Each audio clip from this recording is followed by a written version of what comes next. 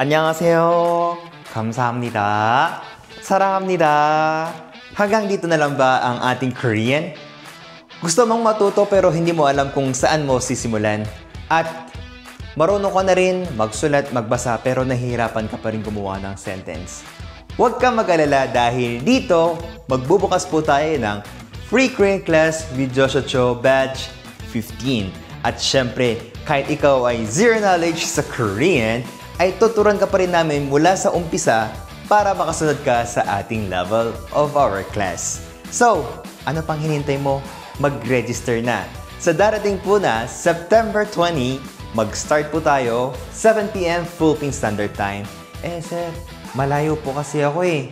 Huwag po kayong mag-alala dahil dito po ay online for free. So, kahit nasaang bansa ka, nasaang sulok ng Pilipinas ay pwedeng-pwede ka mag-join sa ating Korean class. So, kita-kits na po tayo Sabado. Bye-bye!